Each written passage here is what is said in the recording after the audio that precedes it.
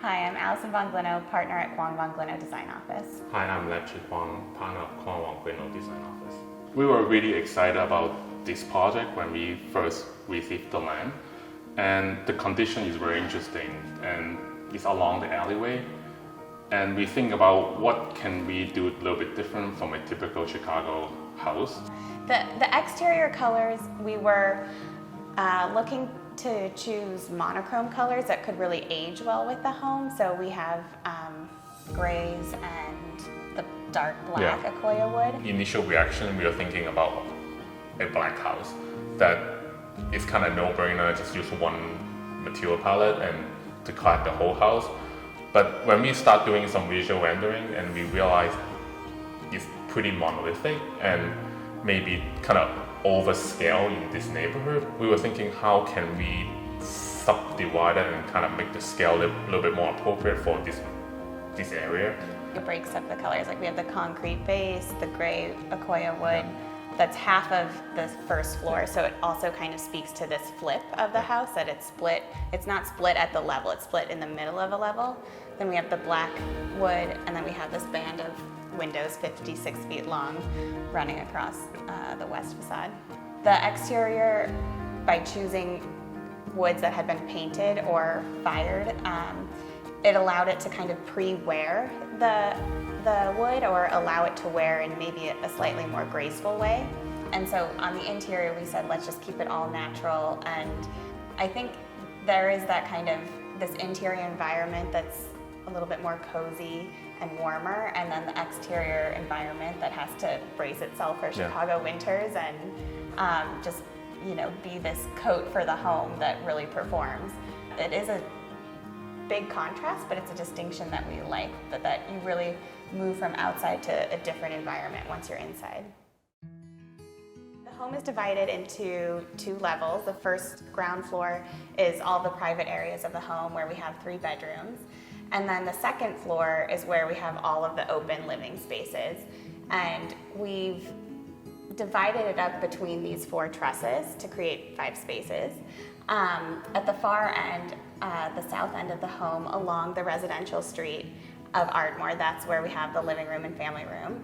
And then one step further in between the first 2 trusses is the powder room, and you can see some natural light coming in from there. We have a glass ceiling in there.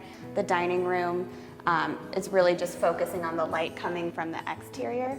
The being between these 2 sides of the neighboring old Chicago brick home, and then on the other side along this alleyway condition where you're seeing all the balconies on either side.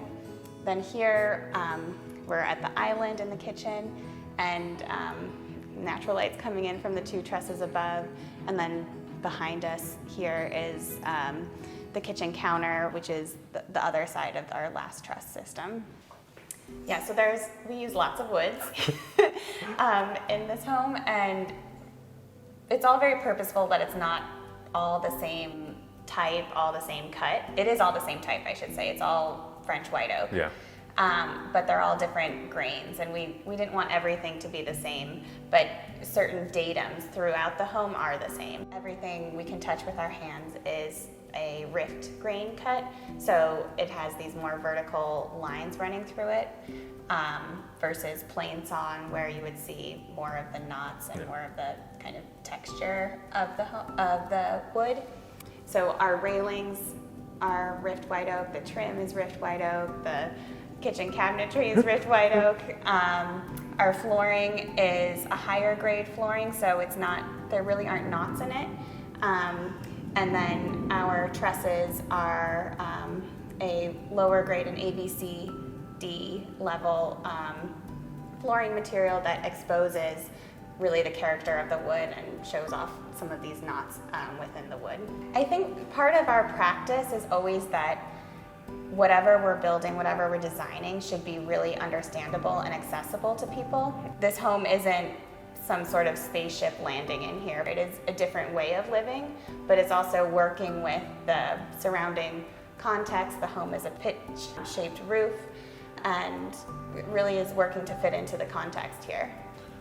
When we're designing this house, light is very important, and also we, as the architect, we always want to do something new, and we're always questioning what is the contemporary living now is and what it should be.